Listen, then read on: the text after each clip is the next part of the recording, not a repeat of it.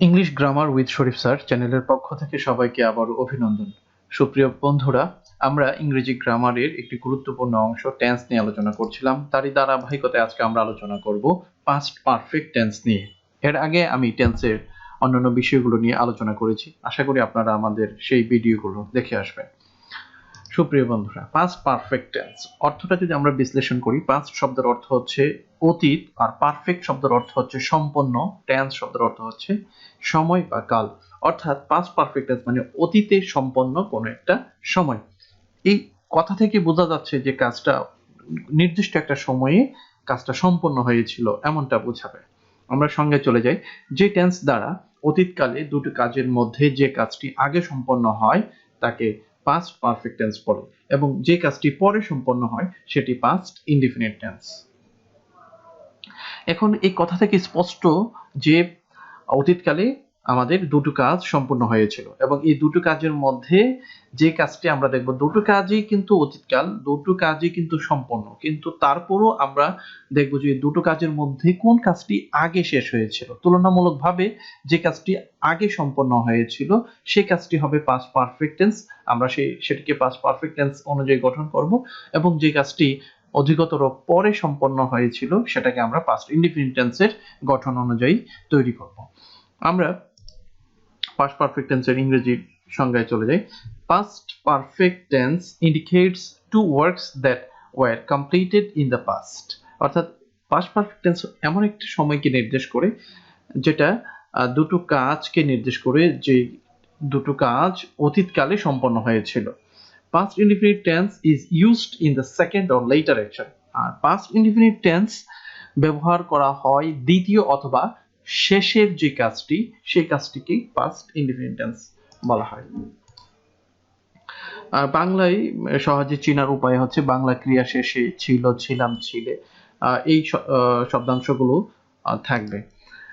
তাছাড়া এই উদাহরণের মাধ্যমে আরো একটু ক্লিয়ার হয়ে যাবে। যেমন the train had left before I ate. এখানে দুটো কাজ, একটি হচ্ছে দ্য ট্রেন হ্যাড লেফট, অর্থাৎ ট্রেনটি চলে গিয়েছিল, বিফোর পূর্বে, আই এট আমার খাওয়ার, আই এট। এখানে দুটো কাজ, একটা হচ্ছে আমার খাওয়া আর একটা হচ্ছে ট্রেন চলে যাওয়া। আমরা সুস্পষ্টভাবেই বুঝতে পারছি যে এখানে কোন কাজটি আগে শেষ হয়েছে, অর্থাৎ আগে ট্রেনটি চলে গেছে এবং আমার খাওয়াটা পরে সম্পন্ন হয়েছিল। আমরা বাংলায় অর্থ দেখলেই বিষয়টি স্পষ্ট হয়ে যাবে। আমি খাওয়ার আগেই ট্রেন ছেড়ে দিয়েছিল। এখানে সুস্পষ্টভাবেই বোঝা যাচ্ছে যে আগে ট্রেনটি ছেড়ে দিয়েছিল এবং পরে আমার খাওয়ার কাজটি সম্পন্ন হয়েছিল। সুতরাং আমরা বলতে পারি যে এখানে দ্য ট্রেন হ্যাড লেফট, ট্রেনটি চলে গিয়েছিল, এই অংশটি হবে পাস্ট পারফেক্ট টেন্স, এবং আমি খাওয়ার এই কথাটি হবে পাস্ট ইনডিফিনিট টেন্স। আমরা আরো একটি উদাহরণে চলে যাই। যেমন he had come home before I went to school. অর্থাৎ আমি স্কুলে যাওয়ার পূর্বেই সে বাড়ি এসেছিল। এখানে দুটো কাজ হচ্ছে, একটি কাজ হচ্ছে আমি স্কুলে গিয়েছিলাম, এটা হচ্ছে একটি কাজ, আরেকটা হচ্ছে সে বাড়ি এসেছিল আরেকটি কাজ। এখানে এই দুটো কাজের মধ্যে সুস্পষ্টভাবে আমরা বুঝতে পারছি যে সে বাড়ি গিয়েছিল এই কাজটি আগে হয়েছে, অর্থাৎ আমি স্কুলে যাওয়ার পূর্বেই সে বাড়ি এসেছিল। এই যে তার যে বাড়িতে আসার কাজটি আগে সম্পন্ন হয়েছিল, এই জন্য সে বাড়ি এসেছিল এই কথাটি হবে পাস্ট পারফেক্ট টেন্স, এবং আমি স্কুলে যাওয়ার বা আমি স্কুলে গিয়েছিলাম সেটি হবে পাস্ট ইনডিফিনিট টেন্স। তো সুতরাং he had come home before I went to school, যেহেতু এখানে বিফোর ব্যবহার করা হয়েছে সেই জন্য পাস্ট পারফেক্ট টেন্সটিকে আগে লিখতে হয় এবং পাস্ট ইনডিফিনিট টেন্সটিকে পরে লিখতে হয়। এই বিষয়টি আমরা যখন পাস্ট পারফেক্ট টেন্সের গঠন নিয়ে আলোচনা করব সেখানে সুস্পষ্টভাবে দেয়া থাকবে। আরো একটি উদাহরণ দেখি। যেমন the students had left the class before the bell rang. এখানেও কিন্তু দুটো কাজ সম্পন্ন হয়েছে। একটা হচ্ছে ছাত্রছাত্রীরা শ্রেণীকক্ষ ত্যাগ করেছিল, ক্লাস ত্যাগ করেছিল, আর একটা হচ্ছে ঘন্টা পড়েছিল বা ঘন্টা বেজেছিল। এখানে ঘন্টা বাজার একটা কাজ, আর একটা হচ্ছে ছাত্রছাত্রীদের ক্লাস ছেড়ে যাওয়ার, এই দুটো কাজ। এই দুটো কাজের মধ্যে সুস্পষ্ট বোঝা যাচ্ছে যে ঘন্টা বাজার আগেই ছাত্রছাত্রীরা ক্লাস ত্যাগ করেছিল, তার মানে ছাত্রছাত্রীরা ক্লাস ত্যাগ করার কাজটা আগে হয়েছে, ঘন্টাটা পরে বেজেছিল। সুতরাং ছাত্রছাত্রীরা ক্লাস ত্যাগ করেছিল এই অংশটা হবে পাস্ট পারফেক্ট টেন্স, এবং ঘন্টা পড়া এই কথাটি হবে পাস্ট ইনডিফিনিট টেন্স।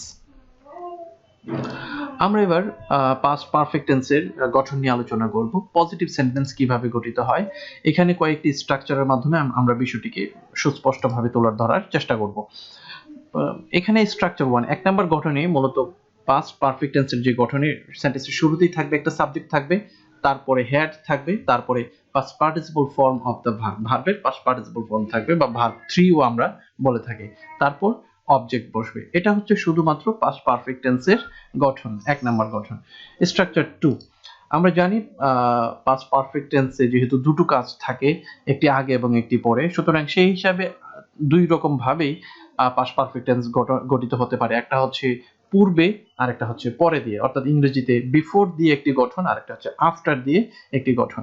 যদি পূর্বের কথা উল্লেখ থাকে, বাংলা বাক্যে যদি পূর্বে কথা উল্লেখ থাকে, তাহলে ইংরেজিতে আমরা যেটা ব্যবহার করবো সেটা হচ্ছে বিফোর। বিফোরের গঠন অনুযায়ী আমরা পাস্ট পারফেক্ট টেন্সটি তৈরি করব। অর্থাৎ বিফোরের ক্ষেত্রে একটা বিষয় খেয়াল রাখতে হবে, বিফোর যদি থাকে বা বাংলা বাক্যে পূর্বে কথাটি উল্লেখ থাকে, তাহলে আমরা পাস্ট পারফেক্ট টেন্সটিকে প্রথমে লিখব এবং পাস্ট ইনডিফিনিট টেন্সটিকে পরে লিখব।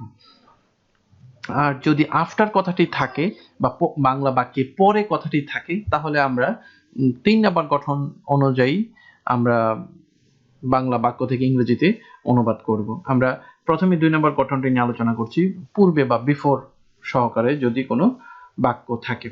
সেক্ষেত্রে আমরা প্রথমে একটা সাবজেক্ট বসাবো, তারপরে হেড বসবে। এটা হচ্ছে পাস্ট পারফেক্ট টেন্সের মূল গঠন, subject plus had plus past participle form of the verb plus object, অথবা এক্সটেনশন যদি থাকে তাহলে বসাবো। তারপরে আমরা বিফোর বসাবো। বিফোর বসানোর পরে মূলত পাস্ট ইনডিফিনিট টেন্সটি আবার লিখবো। সেখানে সেকেন্ড আরেকটা সাবজেক্ট থাকবে, তারপরে ভার্বের পাস্ট ফর্ম থাকবে। আমরা জানি যে পাস্ট ইনডিফিনিট টেন্সের ক্ষেত্রে প্রথমে সাবজেক্ট বসে, তারপরে past form of the verb, অর্থাৎ ভার্বের পাস্ট ফর্ম বসে, তারপরে অবজেক্ট বসে। এই ক্ষেত্রে পাস্ট ইনডিফিনিট টেন্সটা পরে হবে। সহজ কথা যদি আমরা বলি, বিফোরের ক্ষেত্রে প্রথমে হবে পাস্ট পারফেক্ট টেন্স, এরপরে বিফোর, তারপর হবে পাস্ট ইনডিফিনিট টেন্স। 3 নম্বর গঠনটা নিয়ে একটু আলোচনা করব। এইখানে আফটার বা পরে বাংলা বাক্যের শেষে যদি বাংলা বাক্যে যদি পরে কথাটি উল্লেখ থাকে দুটো কাজের মধ্যে, তাহলে আমরা 3 নম্বর গঠন অনুযায়ী সেন্টেন্সটি তৈরি করব। সেই ক্ষেত্রে প্রথমে আমরা তৈরি করব পাস্ট ইনডিফিনিট টেন্স এবং পরে তৈরি করব পাস্ট পারফেক্ট টেন্স, মাঝখানে কনজাংশন হিসেবে আফটার থাকবে। সেই ক্ষেত্রে প্রথমে সাবজেক্ট বসবে, তারপরে past form of the verb এবং সেকেন্ড অবজেক্ট বা অবজেক্ট থাকবে, তারপর আফটার বসবে, তারপর পাস্ট পারফেক্ট টেন্স যে কাজটি পরে বা আগে সম্পন্ন হয়েছিল। আফটারের ক্ষেত্রে আমরা লেখার সময় পাস্ট পারফেক্ট টেন্সটি আফটারের পরে লিখব। পাস্ট পারফেক্ট টেন্সের ক্ষেত্রে প্রথমে সাবজেক্ট বসবে, তারপর হেড বসবে, তারপর past participle form of the verb plus object plus extension বসে যাবে।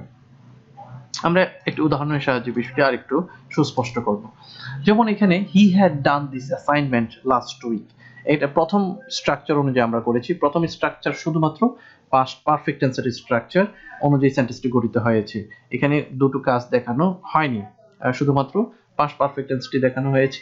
যেমন he had done this assignment last week, এখানে হি হচ্ছে সাবজেক্ট, তারপর হ্যাড হচ্ছে অক্সিলারি ভার্ব, তারপর ডান হচ্ছে মূল ভার্বের পাস্ট পার্টিসিপল ফর্ম, আর দিস অ্যাসাইনমেন্ট অবজেক্ট বা এক্সটেনশন হিসেবে লাস্ট উইক বসেছে। এই হচ্ছে পাস্ট পারফেক্ট টেন্সের গঠন অনুযায়ী, প্রথম গঠন অনুযায়ী এই সেন্টেন্সটি তৈরি করা হয়েছে। এবার আমরা একটা দ্বিতীয় গঠন অনুযায়ী সেন্টেন্স কিভাবে তৈরি হয় সেটা দেখব। যেমন the students had stood up before the teacher came. এখানে দুটো কাজ সম্পন্ন হয়েছে, একটা হচ্ছে ছাত্রছাত্রীরা দাঁড়িয়েছিল, আর একটা হচ্ছে শিক্ষক এসেছিল। এই শিক্ষক আসার পূর্বে এখানে বিফোর কথাটা উল্লেখ আছে। যখন বিফোর কথাটা উল্লেখ থাকবে পাস্ট পারফেক্ট টেন্সটা প্রথমে হবে, যদি আফটার কথাটা উল্লেখ থাকে পাস্ট পারফেক্ট টেন্সটা পরে হবে। বিফোর শব্দের অর্থ হচ্ছে পূর্বে, সহজে মনে রাখার কৌশলটা আমি বলে দিচ্ছি। বিফোর শব্দের অর্থ হচ্ছে পূর্বে, সুতরাং পাস্ট পারফেক্ট টেন্সটাও হবে পূর্বে।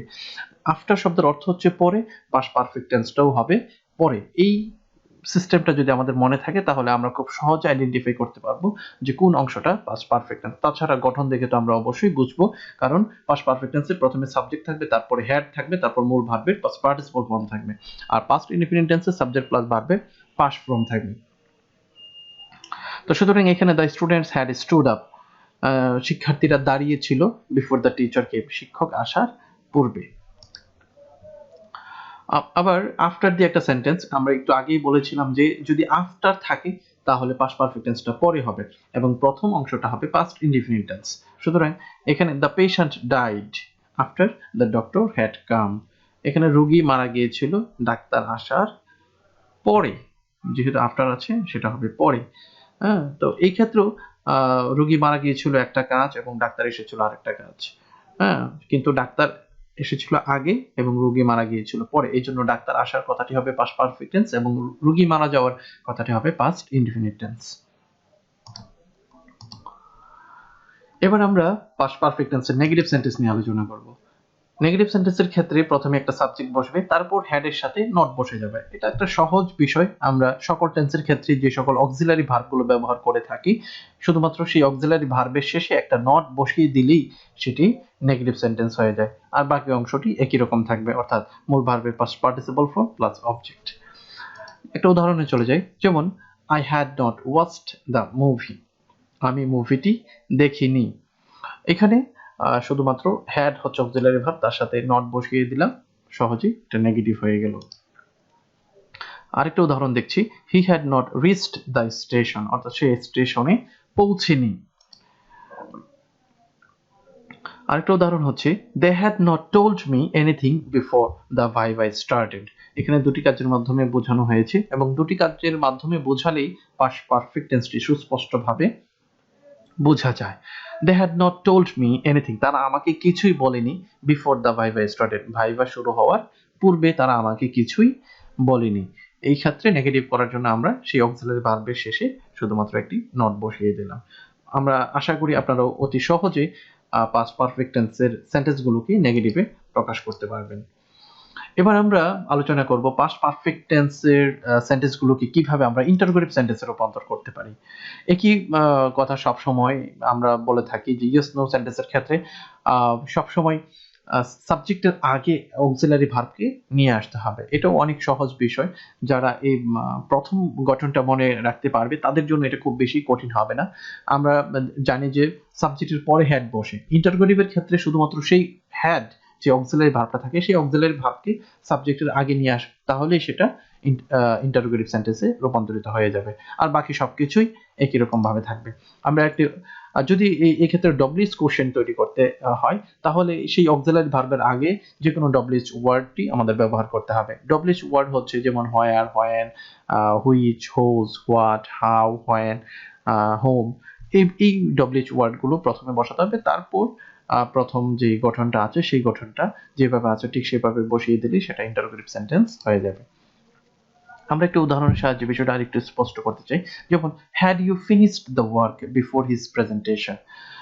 এখানে হ্যাড শব্দটা ইউ সাবজেক্টের আগে আমরা নিয়ে এসেছি, এনে আনার কারণে এটা সহজেই ইন্টারোগেটিভ সেন্টেন্সে রূপান্তরিত হয়ে গেছে।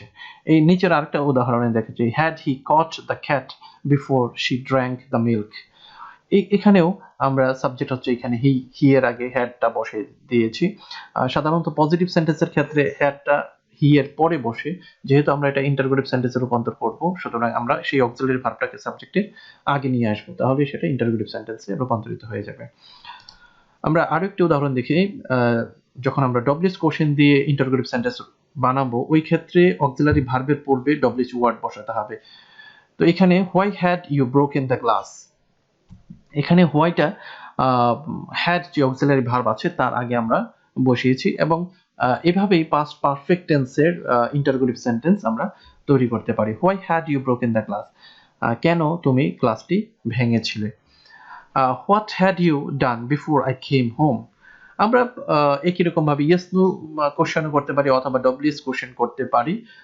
সবগুলোর ক্ষেত্রে আমাদের গঠন একই রকম ভাবে থাকবে। আমাদের এই গঠনটা মনে রাখতে হবে, সাবজেক্টের আগে অক্সিলারি ভার্ব বসাতে হবে, আর যদি আমরা ডব্লিউএইচ কোশ্চেন করতে চাই তাহলে তার আগে অর্থাৎ অক্সিলারি ভার্বের আগে আমাদের ডব্লিউএইচ ওয়ার্ডটি ব্যবহার করতে হবে।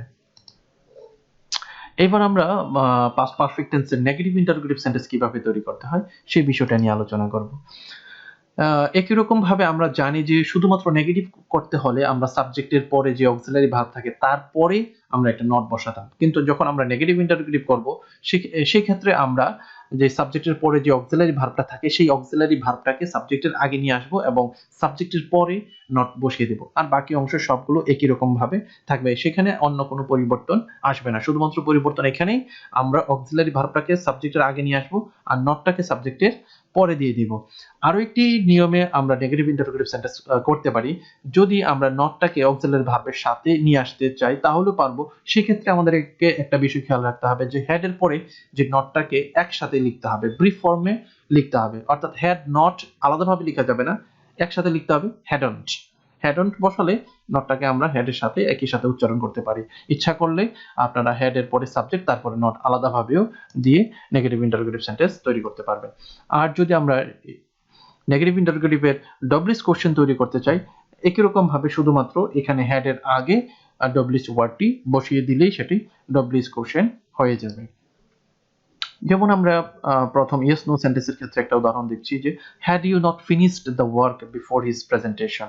এখানে হ্যাডটা গঠন অনুযায়ী আমরা সাবজেক্টের আগে বসালাম, তারপর গঠন অনুযায়ী সাবজেক্ট বসালাম, তারপর নট বসালাম। এই নটটা নেগেটিভের জন্য আর হ্যাডটা সাবজেক্টের আগে এনে সেন্টেন্সটাকে আমি ইন্টারোগেটিভে রূপান্তর করেছি, আর বাকি সবকিছু একই রকম ভাবে আছে। আরেকটি উদাহরণ দেখছি যে had he not caught the cat before she drank the milk. এখানে আমরা সাবজেক্টের আগে হ্যাড নিয়ে আসলাম, তারপর নট বসালাম, তারপর বাকি অংশ যেভাবে আছে সেইভাবেই লিখেছি। আর যদি আমরা ডব্লিউএস কোশ্চেন করতে চাই, ডব্লিউএস কোশ্চেনের মাধ্যমে নেগেটিভ ইন্টারোগেটিভ করতে চাই, তাহলে আমরা শুধুমাত্র এখানে হ্যাডের আগে ডব্লিউএস ওয়ার্ডটি বসালাম, তারপর সাবজেক্ট, তারপর not. Why had you not broken the glass. অথবা আরো একটি ডব্লিউএস কোশ্চেন আমরা তৈরি করেছি এখানে, what had you not done before I came home. এখানে দুটো কাজের মাধ্যমে আমরা পাস্ট পারফেক্ট টেন্সটি প্রকাশ করেছি এবং নেগেটিভ ইন্টারোগেটিভ সেন্টেন্স তৈরি করেছি। নেগেটিভ ইন্টারোগেটিভের ক্ষেত্রে আমরা শুধুমাত্র সাবজেক্টের আগে অক্সিলারি ভার্ব বসাবো, তারপরে সাবজেক্টের পরে নট বসাবো। আর যদি আমরা ডব্লিউএস কোশ্চেন করতে চাই তাহলে সেই অক্সিলারি ভার্বের পূর্বে ডব্লিউএস ওয়ার্ডটি বসিয়ে দিলেই আমাদের ডব্লিউএস কোশ্চেনটি হয়ে যাবে। আশা করি আপনারা খুব সহজেই নেগেটিভ ইন্টারোগেটিভ সেন্টেন্স তৈরি করতে পারবেন পাস্ট পারফেক্ট টেন্স ব্যবহার করে। তবে এই ক্ষেত্রে অনেক বেশি চর্চার প্রয়োজন, অনেক বেশি করে কথা বলা প্রয়োজন, তাহলে আপনার মুখের যে জড়তাটা আছে সেটা চলে যাবে এবং এক সময় আপনি ফ্লুয়েন্টলি ইংরেজিতে কথা বলতে পারবেন এবং যে কোনো ধরনের প্রশ্ন, নেগেটিভ প্রশ্ন হোক পজিটিভ প্রশ্ন হোক, আপনি খুব সহজেই তৈরি করতে পারবেন। তো আশা করি আপনারা আমাদের এই ভিডিওটা দেখে অনেক উপকৃত হবেন এবং যে সকল শিক্ষার্থীরা আছে তারা প্রাইভেট ছাড়াই আশা করি ইংরেজি গ্রামার অনেক ভালোভাবে বুঝতে পারবেন। তো আমরা যেন আরো এগিয়ে যেতে পারি, তো সবাইকে আমার চ্যানেলটি সাবস্ক্রাইব করার অনুরোধ রইল। আমার চ্যানেলের নাম হচ্ছে English grammar with Sharif sir.